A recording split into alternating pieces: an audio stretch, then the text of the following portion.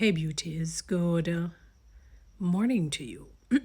So, we're now in 2024.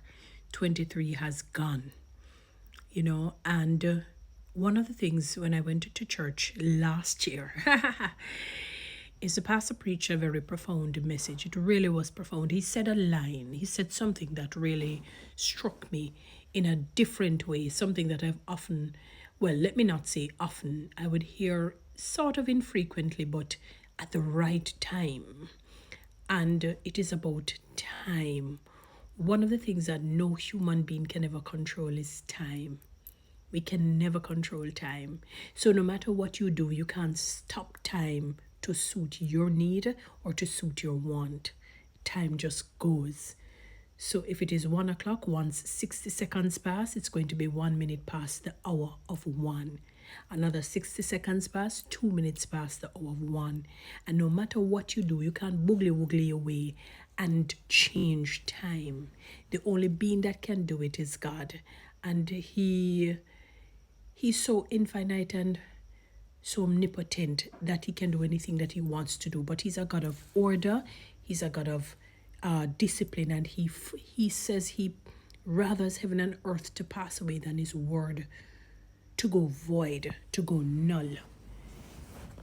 And because we cannot control time, we need to make the best of everything.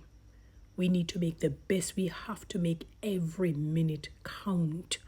We have to make every minute be meaningful. Because not one of us can control time. We cannot. Human beings like to control things, but that is one thing. Well, you can't control God. You cannot control time. No matter what you do, no matter how you want to. If the day pass, the day just pass and you're a day older. And gone are the days when we would speak and say, oh, you have your whole life ahead of you when you're young. If you check the statistics, especially in 2023, somewhat in a sense 2022, well, let us put it this way. Since COVID came, it started to show even more. It was very pronounced. Quite a number of young people died. Quite a number of young people died. I would not even be surprised if the statistics have shown that more young folks have died than the older ones, because the older ones seem to have been remaining. I would not be surprised if the statistics say that. So we need to change that jargon that we normally use, that cliche. Oh, you have your whole life ahead of you. You can just, and I'm not saying that it's not indicative of enjoying life. You can enjoy life, but you have to ensure that you map your time out wisely. In the book of Isaiah, God says, you make your plans, but he's the one that establishes them all. Jamaicans have a way of saying, man a plan, God a wipe, which is so true. So it's really ultimately in God's hands, but it doesn't mean that you sit down like a dodo head and not do anything. Time is very significant. One of the beautiful things, or one of the most fundamental things that I'm hoping that our country and the wider world would see would be good leadership. When the pastor preached last year, he said that, boy, there's not one leader, not one single solitary leader that we can look across in the entire world presently and emulate and say, there goes a fantastic leader, there goes a fantabulous leader, there goes a splendacious leader, there goes a splendiferous leader, there goes an awe-inspiring leader, a transformational leader, a leader that I emulate and would want to be like, or to, take on certain qualities. Not one across the globe, not just in Jamaica. Not just in Jamaica. There's not one. We don't even have the kind of leaders like back in the day where we had the Martin Luther King Jr., even I'm sure his father, Martin Luther King Sr., because he was the one who ensured that his son got good mentors. He had quite a number of good mentors, and he became the late great and venerable, very esteemed, notable Martin Luther King Jr. But his father also was a man of the cloth, we would say, a reverend, who ensured that his son got the best, and his son, the student became greater than the teacher in that particular case. We don't even have any of those. We don't have the Mother Teresa, who exemplified The first commandment, loving God with all of our heart, with all of our soul, with all of our mind, and loving her neighbor as ourselves. She gave selflessly. I'm sure Mahatma Gandhi as well. We can call so many names. When we think of the late, great, and notable, the esteemed Nelson Mandela was imprisoned falsely for 26 years, almost 27, but he lived more on the outside than on the inside, and God made him become the president of South Africa. So his latter days was certainly better than his former days by leaps and bounds. We can't even look in today's day and say, there goes a leader, there goes a transformational leader, a positive leader that I can emulate and would want to be like.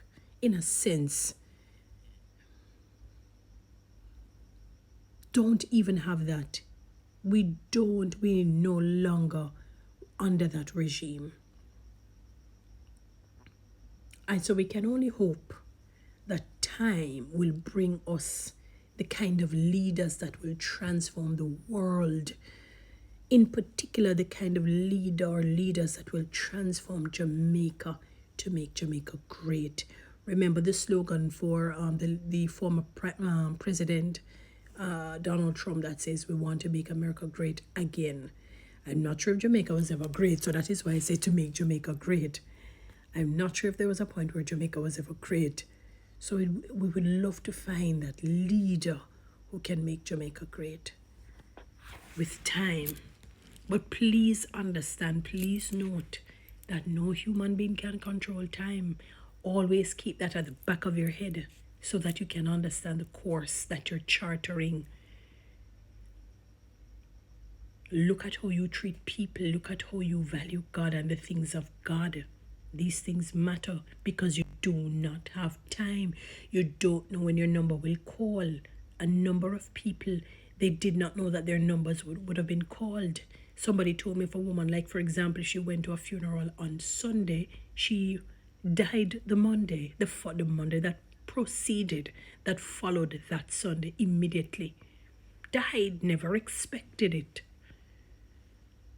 All of the people that have died in the last recent wave of years, they probably never thought they would have died, especially if they weren't ill per se, before. If they are not old. But they died. They died. Time waits on not one of us. We cannot even control it. We can't control God. We cannot control time. We cannot control... Well, death is a different story, because I remember when Isaiah came to Nehemiah and Hezekiah, and said, get thy house in order, because today you shall die. What a thingy. But God was testing the faith of Hezekiah. He was testing the faith of Hezekiah. It's like the woman when it's like Jesus was calling her a dog and so forth, to see how she would have responded. It's almost like she was saying, why Jesus, I forgot just take the dog status, but bless me today, create some change for me today. I need you today, help me today. And he did that. And it's the same with Hezekiah. Hezekiah looked up to God. He turned his face to God and said, God, I'm no perfect human being, but I basically, in a sense, in your eyes, I was blameless. I followed your precepts. I followed your commands. I did my best to live in a right way, in the righteous way, to follow you, God. Have mercy upon me and grant me more life. And before Isaiah could have left that building, God gave him back that prophet Isaiah and said, go back to Hezekiah, telling me I've added 15 more years. 15 more years. Time. Only God holds time in his hand, and gave him extra time. 15 more years. Extra time. But time waits on not one of us, so know exactly what you're doing. Please know exactly what you're doing, and always remember that whatever seed you sow, you certainly shall reap. Just look at the recent wave of years and see what has been happening to people. You cannot control time, so be careful of what you do and how you treat people. Guys, follow me on TikTok, subscribe to my YouTube channel, share this. Happy New Year to you guys.